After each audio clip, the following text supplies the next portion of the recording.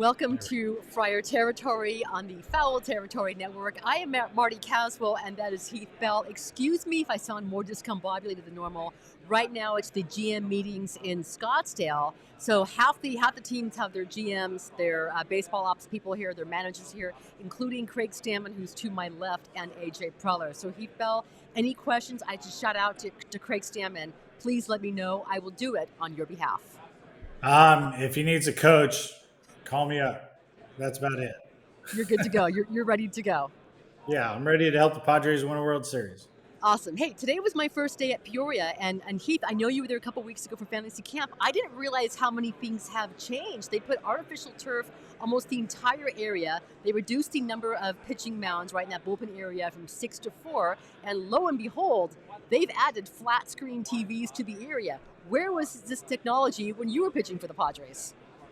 I don't know. It's still on somebody's garage, somebody's mind. But I would say a couple of weeks ago when I was in Peoria, it was all under construction. It was dirt. We heard what was coming, but we didn't get to see what it was. It was just kind of a mess and kind of a construction site while we were there. It was pretty cool, though. I mean, the full squad was there. Today was the first day that the players who are going to the WBC had to be in camp. So Manny Machado was there, Tatis was there, we saw Xander Bogaerts there, but pretty much the full squad is there. As you can imagine, Heath, we've discussed this ad nauseum. The biggest topic at Padres camp and here in the GM meetings has been AJ Preller's contract situation. I would like you to take a listen as to what AJ Preller had to say today when he was asked about the impact of ownership, the pending sale, and why a deal hasn't gotten done. This is AJ Preller from earlier today. Don't know who the next owner is going to be. Is there any merit in waiting to find out who the next owner may be?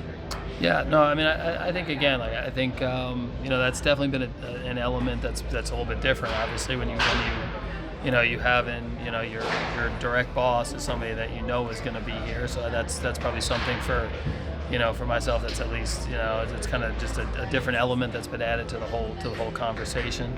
I don't think that really is going to impact anything though. I think from the beginning in terms of getting a deal done. I think it's been again it's been pretty consistent, the conversation, and ultimately I think we're either going to do it or not. I don't think it's going to be, hey, we may have a new owner here at some point in time, and in the next few weeks, months, et cetera. So that's what's holding this up. Like that, I don't feel that at all, honestly. Is this a big deal? Do you think this is? I mean, I thought he was a bit more candid there, saying it's not really something he thinks about. But he didn't rule out the idea that the idea that you're going to have different people. He and Peter Seidler were like one of a kind. They dressed the same. They had the same vision. They were just different dudes. What did you make of Preller's comments there? Well, he's got one more deal on his contract, so he's not necessarily worried. He's worried about just putting a good product on the field. And I think what he's thinking is if the team does really well, then new management or old management will give me extension. But I got to go out there and show them what I can do, basically like a ball player on a free agency year. Yeah, you'd want one long term, before you come up to free agency, but he kind of understands the situation with the new ownership and all that. And if I was an owner and I was selling the team, I wouldn't sign him to an extension just because what if the new ownership wants somebody new or this or that? So, you just have to play out this year and do your best that you can at your job and just see what happens. And, this time next year. I know it's funny because Preller has been a guy where he would embrace having players who are on the last year of their deal because you are expecting greatness, right? When guys are going to contract year, typically they have their best seasons. But if you're a GM, a little bit different, especially when you're working with constraints in your payroll. I have to imagine it has to be a bit more stressful for Preller. But then again, he can look at his body of work and said, listen, the playoffs, 4 and 6 seasons, back-to-back, not even seasons. But I'd imagine still, I guess it doesn't matter your walk of life. It has to be just a little bit disconcerting not knowing, am I going to be here? Who's in charge of this?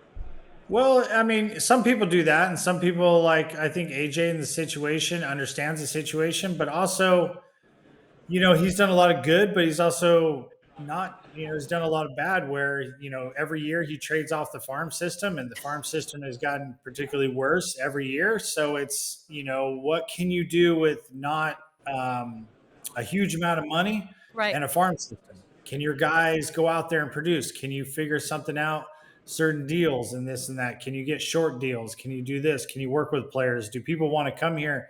Do people want to deal with you? Do people not want to deal with you? The other knock on AJ that he always hires first time managers and they don't particularly deter well. The veteran managers want to leave and go other places. So it's mixed emotions for me of, can he do it or can he not? I think ownership is great. It's just that deterrent in between. Is it going to work out what his vision? Because when he first came to San Diego, his vision was get a bunch of veteran players, and that didn't work out. Right. A bunch of prospects, and now he switched over. He got to spend a bunch of money. That didn't work out, and then he had to do some inventional things by making a bunch of trades. That I'm always saying it didn't work out because it didn't win the World Series or whatnot. We're going to the playoffs. That's great. We're having, we're winning. We're having a winning record every year. That's great. Fans attendance is awesome. But the big ticket is winning the big one. And we've never done well in the playoffs. So it's just kind of like what's going to happen. So it's, we just have to wait and see. And I think AJ understands that. And he's probably the best man for the job to understand everything that, hey, he's got one more year and let's go out there and do everything I can and act like you're coming back. But you're going to have to wait and see with the new ownership. But Heath, but he was a culture changer. I know what you're saying about you haven't won the big one, so it hasn't worked out. But I think it's fair to one thing that I can say is it has happened in the 10 years, some of the wildest years, watching the Padres, because the interest in this team, the star players, it's skyrocketed. Like there is an expectation that they're going to figure out a way to win 90 games. That they should be in the yeah, because we're signing guys for long-term deals. We're not trading guys away. Right. Like the Padres, future or history used to do. We're keeping guys. So that's great, but I really think that comes down to ownership, giving contracts out and trying to keep guys and build something here. Mm-hmm. So it's just you got to pay, for the superstars, but you also have to develop young guys to fill in those roles. If you look any dynasty teams, they have young guys that they develop in between those roles to help out, role players, this and that. And, that's how you win championships. If you look at any organization that's done it most of the time, they've got young guys on their team that came up through the farm system. And, we don't have that many guys doing that. So, but we're really good at finding guys in trades and all that stuff. So it's just, I really hope that this is the year that works, but, AJ's got to, sit back, and new ownership or old ownership is just, I'd wait until the very end and see, hey, what happens? And then let's decide what to do. You're exactly right though. He has to nail it. He has to nail the next couple of moves that he makes. They have to be as good as they were a year ago when they added Gavin Sheets, who no one knew that Gavin Sheets was going to be as important as he was last season. And Nick Pivetta was another brilliant signing that worked out well for the Padres. So it wouldn't shock me as we see what's happening as guys are signing. Nick Martinez, I think he went to Tampa. Chris Bassett, I forget where Chris Bassett went, but guys are coming off the board. It wouldn't surprise me if Preller finds someone in the next couple of days to go ahead and compete for the number 5 spot. I'm interested to see who AJ is going to find out. Just nobody thought Jake Cronenworth was going to be a whole lot, and it's a lot of guys. So I'm excited to see in the next couple of weeks what's going to happen with AJ and what who's going to find, because that's kind of the biggest thing. He always usually finds somebody. So we just have to wait and see. Diamond in the rough. Okay, speaking of one of those guys, one guy that Padres, one of their moves really this offseason has been the infielder from the KBO, Sung-Mun Song. This is what Craig Stammen said about his role when he asked him whether or not he's given him an outfield glove. Here's Craig Stammen earlier today on the Padres' newest infielder and how he fits this roster positionally.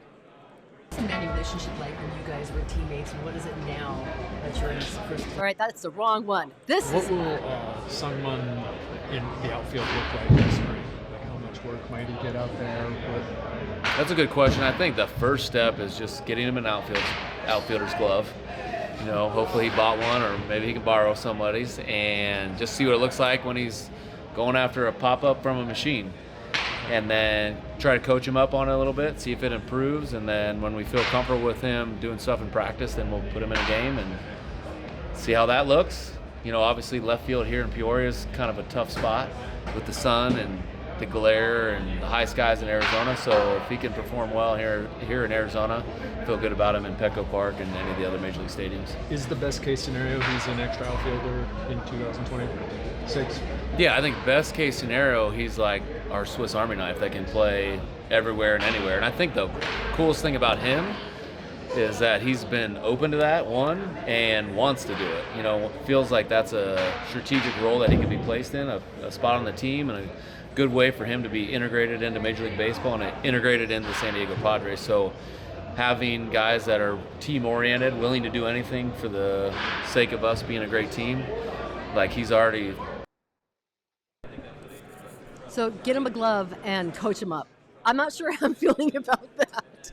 Well, you know what? There's a little bit more to that. You got to, know. go stick them in the outfield during batting practice, this and that. That would be, probably top tier. But, Chase Headley did the same thing. Third base, went to left field. So there's potential of guys going out there. The biggest thing that any pitcher would want is somebody to go out there and give it their all and not just maybe let the ball drop in because they're not sure if they can catch it and, catch it on one bounce and this and that, just because they don't want to try to make a diving play and mess it up and this and that. But it's always difficult switching positions. Yeah. But I think, what I've seen of him so far, I think he's very capable of doing it and play the outfield. There's some infielders that struggle a little bit in the outfield, but are decent. And then there's some guys in the infield that do really well in the outfield. I mean, Biggio, Craig from Houston was a second baseman, kind of a third baseman and a catcher back in the day.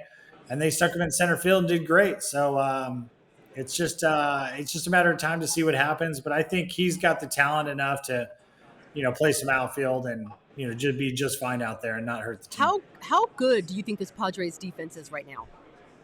Especially, I think this defense is probably one of the best defense we've had in many years. And I also think the offense is pretty good. I mean, potential-wise on paper is really good. So it's just a matter of time for the boys to go out there and play and then put it up. So it's just an exciting time for baseball and Padre fans because everybody's showing up in Peoria. I mean, the GM meeting's right there. Everybody's talking.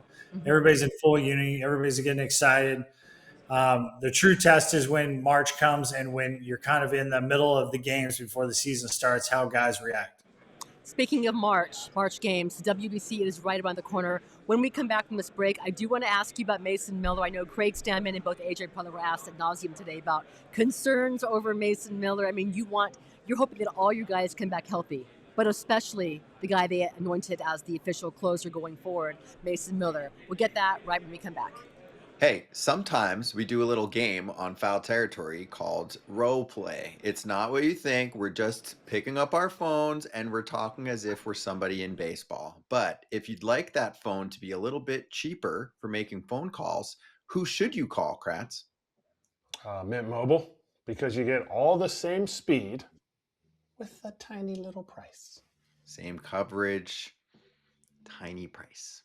Ready to stop paying more than you have to? New customers can make the switch today, and for a limited time, get unlimited premium wireless for just $15 per month. Switch now at mintmobile.com/territory. That's mintmobile.com/territory. Upfront payment of $45 for 3 months, $90 for 6 months, or $180 for 12 months. Plan required, $15 a month equivalent. Taxes and fees extra. Initial plan term only. Over 50 gigabytes may slow when network is busy. Capable device required. Availability, speed, and coverage varies. See mintmobile.com. Save money. Get after it, FT fam. All right, Heath. So Mason Miller is headed to the WBC. Of course, I think he is the closer for Team USA. I have no idea. They hadn't really announced what the roles are going to be. Craig Stammen was asked about, how much, what the plan is for Mason Miller. What was the plan for you going forward? What was the biggest concern for you and your manager when you went to the WBC? Just to get my pitches in and don't overdo it. Realize you're in spring training. You don't want to overthrow and do anything, but go out and pitch and have as much fun as possible. That's what Bud Black said. And it was just, try to keep your routine going, try to throw every day, do your long toss, do what you got to do. And, it was one of those times that you didn't have the trainers telling you didn't have the coaches telling you. You kind of had to stay on yourself and make sure that you're on top of everything you need. Get your treatment, get your workouts in and all that stuff. Don't just be lazy-daisical and go kind of like you have a little vacation from spring training. You don't have to work as hard. So keep working hard and go out there and win for the USA. So I think Mason Miller will be just fine if he treats the WBC like spring training, as in you're going out there, you're going to get your rehab in, you're going to get your workouts in, you're going to get your pitches in, get your bullpen up, this and that, just so you feel comfortable, and then everything is just fine. And I think he'll be fine. I think relievers are probably have the biggest, easiest job in the WBC because you don't have to throw that many pitches. It's starters have to throw pitches. Hitters have to be on time with the pitches already because you're throwing different pitches. But I think relievers have a little bit easier time in the WBC than other guys. How much did Bud Black stay in contact with your pitching coach and your manager during that process? I think he just called every other day just to see how things are going. Especially, he shot me a text and just asked me, "How you feeling?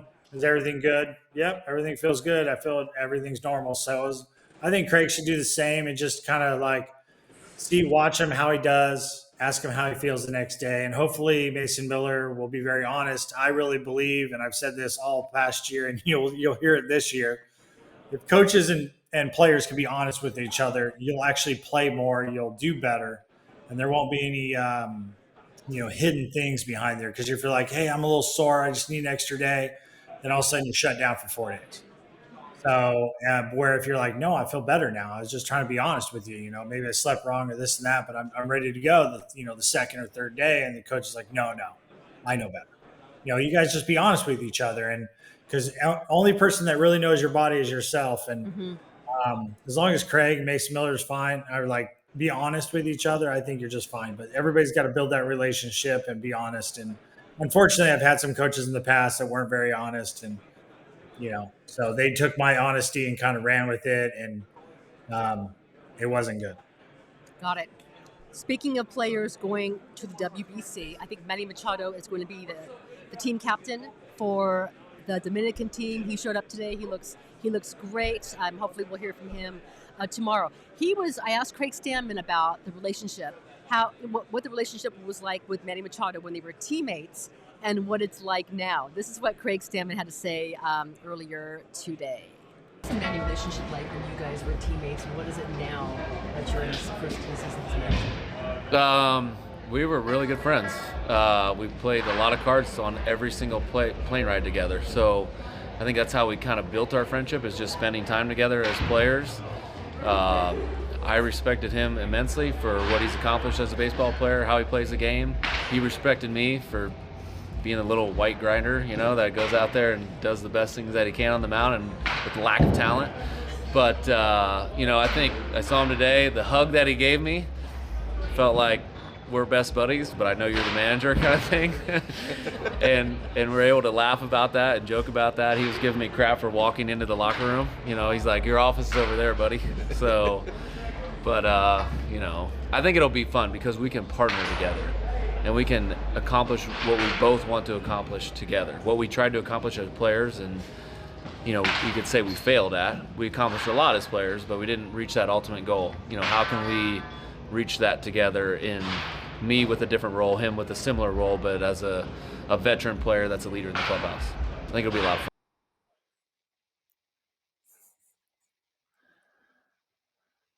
fun.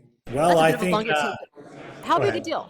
I'm sorry. How big a deal, though, that the friendship, the respect, and the sort of role that Manny could have? I will maintain all along that Jace Tingler never had a chance for the Padres because guys like Manny Machado, some of the bigger guys in that team, Machado and Hosmer, did not buy into him.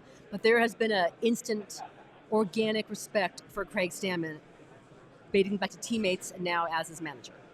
Well, I think there's a respect to anybody that played in the major leagues. When you get coaches that didn't play in the major leagues, it's kind of like, do you really know what it takes to get here and stay here?